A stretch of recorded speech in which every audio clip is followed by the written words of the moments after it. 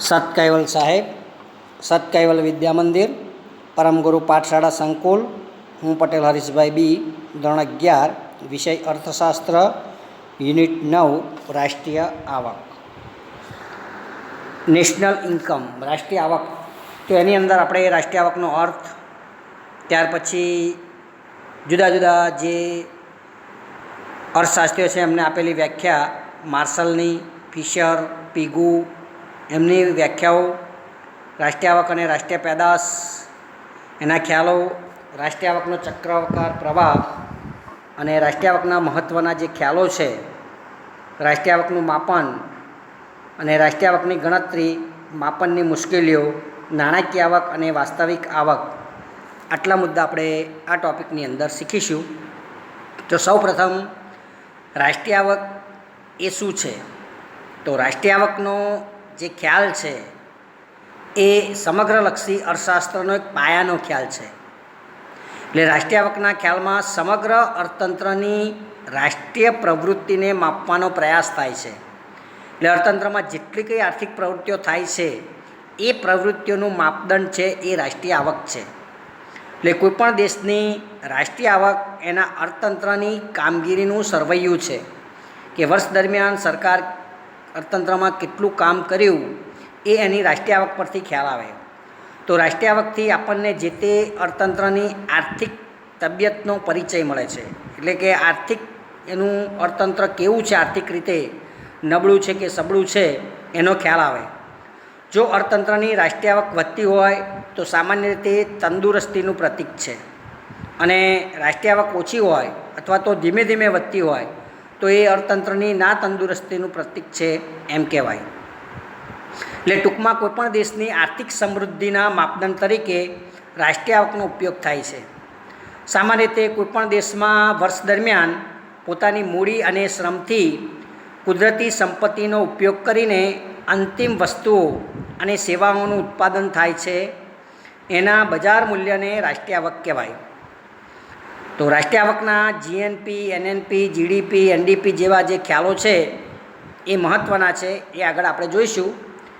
તો બે દેશોની સરખામણી માટે પણ એનો ઉપયોગ થાય છે. આ ઉપરાંત રાષ્ટ્રીય આવક ખરેખર શું છે અને કેવી રીતે સર્જાય છે, એને કેવી રીતે માપી શકાય છે, માપવાની જુદી જુદી પદ્ધતિઓ કઈ છે, રાષ્ટ્રીય આવકની માપણી વખતે કઈ સમસ્યાઓ સર્જાય છે, આ બધા જ પ્રશ્નો એ આપણે જાણવા જોઈએ. દેશની નાણાકીય આવક જાણવી જોઈએ અને વાસ્તવિક આવક પણ જાણવી જોઈએ. તો આ બધી બાબતોનો આપણે પરિચય પ્રાપ્ત કરવો જોઈએ. તો આપણને ખ્યાલ આવે કે આપણું અર્થતંત્ર કેવા પ્રકારનું છે, કઈ ગતિથી કામ કરી રહ્યું છે, સરકાર કયા પ્રકારના કામો કરી રહ્યા છે, એ બધો ખ્યાલ આપણને આ બધા જે ખ્યાલો છે જીએનપી, એનએનપી, જીડીપી, એનડીપી, એના પરથી ખ્યાલ આવે. એટલે આપણા દેશનું વાસ્તવિક ચિત્ર એ આપણને ખબર પડે. તો એના માટે રાષ્ટ્રીય આવકનો અભ્યાસ જરૂરી છે. હવે આપણે રાષ્ટ્રીય આવકનો અર્થ જોઈએ. તો સામાન્ય અર્થ છે કે વર્ષ દરમિયાન દેશમાં ખેતી, ઉદ્યોગ અને સેવાના ક્ષેત્રમાં જે કુલ ઉત્પાદન થાય છે એનું જે મૂલ્ય છે, એનું નાણાકીય મૂલ્ય છે, એને દેશની રાષ્ટ્રીય આવક કહેવાય છે. આપણે જ્યારે એમ કહીએ કે ભારતની રાષ્ટ્રીય આવક 128 લાખ કરોડ રૂપિયા છે, તો એનો અર્થ એવો થયો કે ખેતી, ઉદ્યોગ અને સેવા ક્ષેત્રમાંથી વર્ષ દરમિયાન 128 લાખ કરોડ રૂપિયાની ચીજવસ્તુઓ અને સેવાઓનું ઉત્પાદન થયું છે. તો આ રીતના રાષ્ટ્રીય આવક સામાન્ય અર્થમાં કે ત્રણેય ક્ષેત્રોમાંથી વર્ષ દરમિયાન જે ચીજવસ્તુઓ અને સેવાઓનું ઉત્પાદન થઈ છે એના નાણાકીય મૂલ્યને આપણે રાષ્ટ્રીય આવક કહીએ જ છીએ. હવે જુદા જુદા અર્થશાસ્ત્રીઓ એની જુદી જુદી વ્યાખ્યાઓ આપી છે એ પ્રમાણે આપણે જોઈએ તો આલ્ફ્રેડ માર્શલે જે વ્યાખ્યા આપી એ ઉત્પાદન પર આધારિત છે. એટલે એમણે એમ કહ્યું કે વર્ષ દરમિયાન દેશના શ્રમ અને મૂડીનો કુદરતી એટલે કે સંપત્તિ જમીન સાથે સહયોગ થવાથી જે ભૌતિક, દ્રશ્ય અને અભૌતિક જે અદૃશ્ય સેવાઓ વસ્તુઓનું ચોખ્ખું જે ઉત્પાદન થાય છે તેને દેશની રાષ્ટ્રીય આવક કહેવાય. એ પ્રોફેસર માર્શલ આ વ્યાખ્યામાં ચીજવસ્તુઓ અને સેવાઓના ચોખ્ખા ઉત્પાદન ઉપર ભાર મૂક્યો છે. એટલે આ વ્યાખ્યા ઉત્પાદનલક્ષી આપણે ગણી શકીએ. ત્યાર પછી ઇરવિંગ ફિશર એમણે વ્યાખ્યા આપી છે વપરાશ આધારિત, કે વર્ષ દરમિયાન દેશના નાગરિકોએ જેટલા પ્રમાણમાં વસ્તુઓ અને સેવાઓની પ્રત્યક્ષ વપરાશ કરી હોય એના પ્રમાણને રાષ્ટ્રીય આવક કહેવાય. તો આ વ્યાખ્યાની અંદર ફિશરે ભૌતિક અને અભૌતિક વસ્તુઓ સેવાઓની વપરાશ પર ભાર મૂક્યો છે, એટલે આ વ્યાખ્યા વપરાશલક્ષી કહેવાય. પીગુએ જે વ્યાખ્યા આપી એસી પીગુએ એ નાણાં આધારિત છે. એમણે કહ્યું કે રાષ્ટ્રીય આવક વસ્તુઓ અને સેવાઓના એવો પ્રવાહ છે કે જેની ચૂકવણી નાણાં દ્વારા કરવામાં આવી હોય છે અથવા જેને નાણાંમાં સહેલાઈથી રજૂ કરી શકાય છે. બીજા શબ્દોમાં કહીએ તો વિદેશી આવક સહિતની સમાજની કુલ આવક જે નાણાંની મદદ વડે સરળતાથી માપી શકાય છે તે રાષ્ટ્રીય આવક છે. આ વ્યાખ્યામાં પીગુએ નાણાં ઉપર ભાર મૂક્યો છે, એથી આ વ્યાખ્યા નાણાંલક્ષી ગણાય. વિવિધ વ્યાખ્યા પરથી આપણે તારણો પ્રાપ્ત કરવા હોય તો કહી શકીએ કે રાષ્ટ્રીય આવક એક વર્ષના ચોક્કસ સમયગાળામાં થયેલી આવકનું માપન છે. બીજું કે રાષ્ટ્રીય આવકમાં અંતિમ વસ્તુઓ અને સેવાઓ ધ્યાનમાં લેવાય છે. ત્રીજી બાબત, અંતિમ વસ્તુ અને સેવાનું નાણાકીય મૂલ્ય રાષ્ટ્રીય આવક છે. ચોથું કે ઘસારો બાદ કરી રાષ્ટ્રીય આવક ગણવામાં આવે છે. અને પાંચમું, વસ્તુઓ અને સેવાનું ઉત્પાદન અથવા વપરાશ થવી જોઈએ. તો આ રીતના જુદી જુદી વ્યાખ્યાઓ પરથી એના તારણો આપણે તારવી શકીએ છીએ. હવે રાષ્ટ્રીય આવક અને રાષ્ટ્રીય પેદાશ એ બે વસ્તુ શું છે? બંને અલગ અલગ છે. તો સામાન્ય રીતે રાષ્ટ્રીય આવક અને રાષ્ટ્રીય પેદાશ એક ગણવામાં આવે છે, પણ વાસ્તવમાં બંને જુદા છે. તો આપણે રાષ્ટ્રીય આવક જોઈએ તો વર્ષ દરમિયાન ઉત્પાદનના સાધનોએ રાષ્ટ્રના ઉત્પાદનમાં આપેલ ફાળા બદલ એમને મળતી કુલ આવકનો સરવાળો એ રાષ્ટ્રીય આવક છે. એટલે રાષ્ટ્રીય આવક બરાબર ભાડું વત્તા વેતન વત્તા વ્યાજ વત્તા નફો. તો એને આપણે રાષ્ટ્રીય આવક તરીકે ગણીશું. જ્યારે રાષ્ટ્રીય પેદાશ એ વર્ષ દરમિયાન ઉત્પાદનના સાધનોથી દેશના જુદા જુદા ક્ષેત્રોમાં ખેતી, ઉદ્યોગ અને સેવા અંતિમ સ્વરૂપની વસ્તુઓ અને સેવાઓના કુલ ઉત્પાદન મૂલ્યનો સરવાળો એ રાષ્ટ્રીય પેદાશ છે. એટલે વર્ષ દરમિયાન દેશમાં વિવિધ પેઢીઓ દ્વારા ઉત્પાદન કરવામાં આવેલી વસ્તુઓ અને સેવાઓ રાષ્ટ્રીય પેદાશ છે. ટૂંકમાં રાષ્ટ્રીય પેદાશ બરાબર ખેતી વત્તા ઉદ્યોગ વત્તા સેવાનું ક્ષેત્રનું કુલ ઉત્પાદન. અહીંયા જો રાજ્યનો હસ્તક્ષેપ ન હોય, એટલે કરવેરા વગેરે ન હોય અને વિદેશ વેપાર ન હોય, એટલે આયાત નિકાસ ન હોય, તો રાષ્ટ્રીય આવક અને રાષ્ટ્રીય પેદાશ એક સરખા હોય.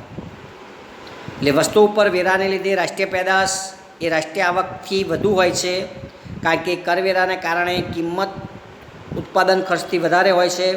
ઉપરાંત ઉત્પાદકોને સરકાર તરફથી મળતી સબસિડીઓને કારણે રાષ્ટ્રીય પેદાશ એ રાષ્ટ્રીય આવકથી ઓછી હોય છે. તો આ રીતના રાષ્ટ્રીય આવક અને રાષ્ટ્રીય પેદાશ વચ્ચે તફાવત છે. હવે આપણે આગળ જોઈએ રાષ્ટ્રીય આવકનો ચક્રાકાર પ્રવાહ. તો સૈદ્ધાંતિક સમજૂતી રીતે અર્થતંત્રના બે પ્રકાર છે. એક તો અલિપ્ત અર્થતંત્ર, જેને ક્લોઝ ઇકોનોમિક્સ કહેવાય, અને બીજું ખુલ્લું અર્થતંત્ર, ઓપન ઇકોનોમી. તો અલિપ્ત અર્થતંત્ર એટલે એવું અર્થતંત્ર છે જેમાં વિદેશ વેપારની કોઈ ભૂમિકા હોતી નથી. એટલે કે આવા અર્થતંત્રને અન્ય દેશો સાથે આર્થિક વ્યવહારો હોતા નથી. દેશમાંથી વસ્તુ, સેવા, સાધનોની નિકાસ થતી નથી અને અન્ય દેશમાંથી વસ્તુ, સેવા, સાધનોની આયાત થતી નથી. એટલે કે અલિપ્ત અર્થતંત્ર સ્વાવલંબી એટલે કે સ્વનિર્ભર છે, બીજા પર આધારિત નથી, પોતાની જરૂરિયાતની બધી વસ્તુઓ પોતે જ ઉત્પન્ન કરે છે અને બીજા કોઈ દેશ સાથે કોઈ પણ પ્રકારનો વેપાર નથી. તો એને અલિપ્ત અર્થતંત્ર કહેવાય. જ્યારે ખુલ્લા અર્થતંત્રમાં વિદેશ વેપારની ભૂમિકા છે, અમુક કાર્યો સરકાર કરે છે, બીજા દેશો સાથે અર્થતંત્રને આયાત અને નિકાસો સાથે સંબંધો હોય છે. અહીંયા આપણે સરળતા માટે આપણે રાષ્ટ્રીય આવકના ચક્રકાર પ્રવાહની સમજૂતી માત્ર અલિપ્ત અર્થતંત્રના સંદર્ભમાં મેળવીશું, કારણ કે ખુલ્લા અર્થતંત્રમાં એ શક્ય નથી. એટલે અહીંયા એક માની લેવાનું કે અર્થતંત્ર અલિપ્ત છે, ક્લોઝ છે, અને એમાં ચક્રકાર પ્રવાહ કેવી રીતના હોય તો આપણે જોઈએ કે ઉત્પાદન, આવક અને ખર્ચનો જે ચક્રકાર પ્રવાહ એને સમજવા માટે અર્થતંત્રના બે વિશાળ ક્ષેત્રોમાં વહેંચીએ. એક બાજુ છે ધંધાદારી પેઢીઓ અને સાધનોના માલિકો, એટલે બીજી તરફ સાધનોના માલિકો છે, એક તરફ પેઢીઓ છે. તો અહીંયા પેઢીઓ ઉત્પાદન પ્રક્રિયા માટે જરૂરી સાધનો, જમીન, મૂડી, શ્રમ કુટુંબ પાસેથી ખરીદે છે અને ધંધામાં એનો ઉપયોગ કરી ઉત્પાદન કરે છે. આમ સાધનો કુટુંબ તરફથી પેઢીઓ તરફ આવે છે. સાધનોના ઉપયોગ બદલ પેઢી સાધનોના માલિકોને એટલે કે કુટુંબોને ભાડું, વેતન, વ્યાજ, નફા સ્વરૂપે વળતર ચૂકવે છે. એટલે અહીંયા જોઈએ છે આકૃતિમાં તમે જુઓ કે પ્રથમ નાણાંનો પ્રવાહ પેઢીઓ તરફથી કુટુંબો તરફ આવે છે. એટલે સાધનોના જે માલિકો છે કુટુંબો, એ જમીન, મૂડી, શ્રમ અને નિયોજક શક્તિ ઉત્પાદક પેઢીઓને આપે છે અને ઉત્પાદક જે પેઢીઓ છે એ લોકોને ભાડું, વ્યાજ, વેતન અને નફો વળતર સ્વરૂપે આવક પ્રાપ્ત કરે છે. આ કુટુંબો તૈયાર ચીજ વસ્તુઓ અને સેવાઓ ખરીદે છે, એની ચૂકવણીઓ કરે છે અને એની આવક ઉત્પાદકોને થાય છે. એ પાછા ભાડું, વ્યાજ, વેતન સ્વરૂપે ચૂકવે છે. એ પાછા સાધનોના માલિકો તૈયાર વસ્તુઓ અને સેવાઓ પાછળ ચૂકવે છે. એટલે પેઢીઓ આ સાધનોની મદદથી ચીજવસ્તુઓ અને સેવાઓનું ઉત્પાદન કરે છે, એને વેચવા માટે બજારમાં મૂકે છે. બજારમાંથી કુટુંબો ચીજવસ્તુઓ અને સેવાઓ ખરીદે છે. એટલે વસ્તુઓ અને સેવાઓનો પ્રવાહ પેઢીઓથી કુટુંબો તરફ આવે. હવે કુટુંબો વસ્તુઓ અને સેવાની ખરીદી કરે એ બદલ પેઢીઓને નાણાં ચૂકવે છે, એટલે કે એમનું ચૂકવણી ખર્ચ છે. તો એ નાણાંનો પ્રવાહ કુટુંબોથી ફરી પાછો પેઢીઓ તરફ આવે છે અને આ નાણાંથી પેઢીઓ ફરીથી સાધનો ખરીદે છે અને ફરી ઉત્પાદન કરે છે અને કુટુંબોને ચૂકવણી કરે છે. પેઢીઓમાંથી કુટુંબો તરફ અને કુટુંબોમાંથી પેઢીઓ તરફ સતત વહેતા આ નાણાંના પ્રવાહને ઉત્પાદન, આવક, ખર્ચનો એટલે કે રાષ્ટ્રીય આવકનો ચક્રાકાર પ્રવાહ કહેવામાં આવે છે. આવકનો આ ચક્રાકાર પ્રવાહ અર્થતંત્રને સતત ધબકતું રાખે છે. ચક્રાકાર પ્રવાહ સૂચવે છે કે રાષ્ટ્રીય આવક 3 રીતે માપી શકાય: ઉત્પાદન, આવક અને ખર્ચ. એ આગળ આપણે જોઈશું એની માપવાની પદ્ધતિઓની અંદર. તો સાધનો કુટુંબથી પેઢી તરફ અને વળતર પેઢીથી કુટુંબ તરફ વહે છે. તો વસ્તુઓ પેઢીથી કુટુંબ તરફ અને ચૂકવણી કુટુંબથી પેઢી તરફ ફરે છે. અહીંયા ખાસ યાદ રાખવાનું કે આ અલિપ્ત અર્થતંત્ર છે, એટલે વિદેશ વેપાર છે નહીં. વાસ્તવમાં ખુલ્લા અર્થતંત્ર જોવા મળે છે, જેમાં સરકારની ભૂમિકા હોય છે, અર્થતંત્રમાં બચતો પણ થાય છે, આયાત નિકાસનું અસ્તિત્વ હોય છે અને આવા ખર્ચ તંત્રમાં પણ બજારને આધારે ચક્રાકાર પ્રવાહ સમજાવી શકાય. તો આ રીતના રાષ્ટ્રીય આવકનો અલિપ્ત અર્થતંત્રમાં ચક્રાકાર પ્રવાહ છે એ આપણે અહીંયા જોઈ શકીએ છીએ. હવે રાષ્ટ્રીય આવકના મહત્ત્વના જે ખ્યાલો છે એ ખ્યાલો આપણે જોઈએ તો પહેલું છે જીડીપી, કુલ આંતરિક પેદાશ, ગ્રોસ ડોમેસ્ટિક પ્રોડક્ટ, જીડીપી. આ શબ્દ આપણે વારંવાર સાંભળતા હોઈએ છીએ. અર્થતંત્રનું જે વિશ્લેષણ થતું હોય એની અંદર આ શબ્દનો ઉપયોગ થતો હોય છે કે ભાઈ દેશની જીડીપી કેટલી છે, એમ આપણે જે વારંવાર સાંભળતા હોય છે, સમાચારોની અંદર, વર્તમાનપત્રોની અંદર વાંચતા હોય છે. તો આનો ખ્યાલ મહત્ત્વનો છે. તો રાષ્ટ્રીય આવકના અનેક ખ્યાલો છે, એમાં કુલ આંતરિક પેદાશનો ખ્યાલ મહત્ત્વનો છે. વર્ષ દરમિયાન દેશની હદમાં દેશના અને વિદેશના નાગરિકો દ્વારા જે અંતિમ સ્વરૂપની ચીજવસ્તુઓ અને સેવાઓનું ઉત્પાદન થાય છે એના બજાર મૂલ્યને કુલ આંતરિક પેદાશ અથવા કુલ ઘરેલું ઉત્પાદન કહેવામાં આવે છે. એટલે દેશના નાગરિકો અને વિદેશના નાગરિકો દ્વારા જે અંતિમ સ્વરૂપની ચીજવસ્તુઓ અને સેવાનું ઉત્પાદન થાય એને આપણે એના બજાર મૂલ્યને જીડીપી તરીકે ઓળખવામાં આવે છે. એની કેટલીક મહત્ત્વની બાબતો જોઈએ તો કુલ આંતરિક પેદાશમાં દેશના અને વિદેશી નાગરિકો દ્વારા અથવા કુદરત દ્વારા એટલે ક્રૂડ ઓઇલ જેવી વસ્તુઓ આપણા દેશની હદમાં થયેલ અંતિમ સ્વરૂપની વસ્તુઓ અને સેવાઓનું ઉત્પાદન ગણવામાં આવે છે. બીજું કે કુલ આંતરિક પેદાશનો ખ્યાલ દેશની હદ સાથે સંકળાયેલો છે. આમાં દેશના નાગરિકોએ વિદેશમાં કરેલું ઉત્પાદન અથવા તો દેશના નાગરિકોએ વિદેશમાંથી મેળવેલી આવકોને ગણતરીમાં લેવામાં આવતી નથી. ત્રીજું છે દેશનો આર્થિક સરખામણી કરવા, અર્થતંત્રની પ્રગતિ દર્શાવવા જીડીપીના આંકડાઓનો વ્યવહારમાં ઉપયોગ કરવામાં આવે છે. એટલે ખાસ આપણે આગળ કહ્યું એ પ્રમાણે કે અર્થતંત્રની પ્રગતિ આપણે જીડીપી દ્વારા જ જાણી શકીએ છીએ. એટલે આ મહત્ત્વનો ખ્યાલ છે. ત્યાર પછી બીજો ખ્યાલ છે શુદ્ધ આંતરિક પેદાશ, નેટ ડોમેસ્ટિક પ્રોડક્ટ, એનડીપી. તો ઉત્પાદનની પ્રક્રિયા દરમિયાન વપરાશને કારણે યંત્રો, મકાનો અને ઓજારો જેવા મૂડી સાધનોને ઘસારો લાગે છે. એટલે અમુક સમય પછી આ સાધનો ઉત્પાદન માટે બિનઉપયોગી બની જાય છે. ત્યારે આવા સાધનો બદલવાની જરૂર પડે છે. કેટલીક વાર ટેકનોલોજી બદલાતા મૂડી સાધનો બદલવામાં આવે છે અને આ રીતના ઉત્પાદન પ્રક્રિયા દરમિયાન સાધનોને લાગતા ઘસારાને કુલ આંતરિક પેદાશમાંથી બાદ કરવાથી આપણને શુદ્ધ આંતરિક પેદાશ પ્રાપ્ત થાય છે, જેને ટૂંકમાં એનડીપી કહેવામાં આવે છે. એટલે વર્ષ દરમિયાન દેશની હદમાં દેશના અને વિદેશીના સાધનો દ્વારા જે અંતિમ સ્વરૂપની ચીજવસ્તુઓ અને સેવાઓનું ઉત્પાદન થાય એના બજાર મૂલ્યમાંથી મૂડી સાધનોને લગતા ઘસારા ખર્ચને બાદ કરતાં જે શેષ વધે એને શુદ્ધ આંતરિક પેદાશ કહેવાય. ટૂંકમાં જીડીપી માઇનસ ઘસારો બરાબર એનડીપી, એ રીતના આપણે કહી શકીએ.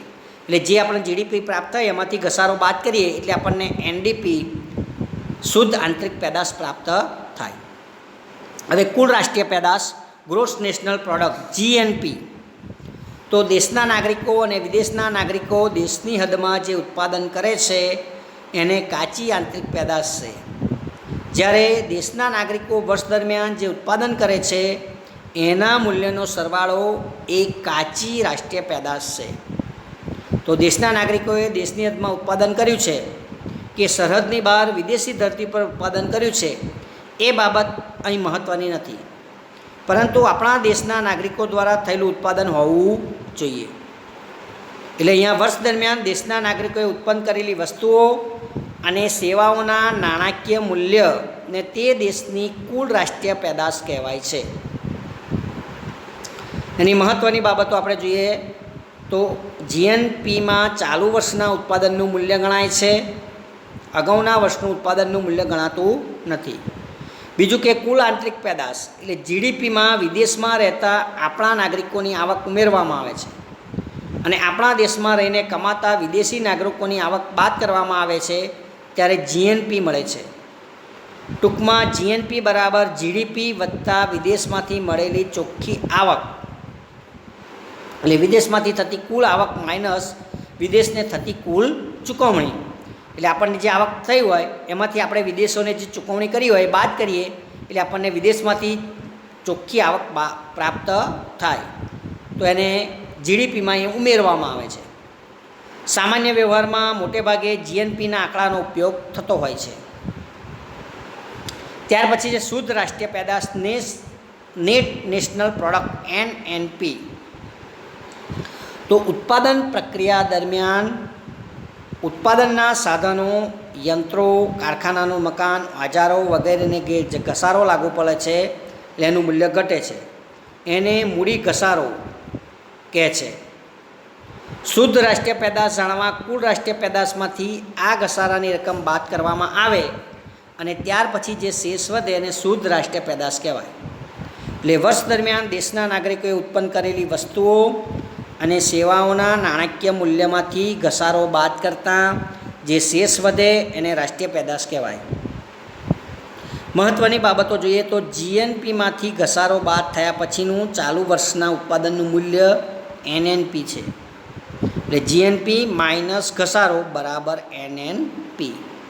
તો આ મુખ્ય જે ચાર જે ખ્યાલો છે, કુલ આંતરિક પેદાશ, શુદ્ધ આંતરિક પેદાશ, કુલ રાષ્ટ્રીય પેદાશ અને શુદ્ધ રાષ્ટ્રીય પેદાશ, એ મહત્ત્વની બાબતો છે. હવે આપણે માથાદીઠ આવક જોઈએ, પર કેપિટલ ઇન્કમ. તો જેમ રાષ્ટ્રીય આવક એક આર્થિક વૃદ્ધિનો એક માપદંડ છે, એમ માથાદીઠ આવક એ રાષ્ટ્રીય વિકાસનો માપદંડ છે. સામાન્ય રીતે કોઈ એક દેશની રાષ્ટ્રીય આવકને એ વર્ષની કુલ વસ્તી વડે ભાગતા જે તે વર્ષની માથાદીઠ આવક આપણને પ્રાપ્ત થાય છે. એટલે વ્યક્તિ દીઠ સરેરાશ આવક એ માથાદીઠ આવક છે. માથાદીઠ આવકને આપણે સૂત્રમાં જોવી હોય તો માથાદીઠ આવક બરાબર કુલ રાષ્ટ્રીય આવક ભાગ્યા કુલ વસ્તી.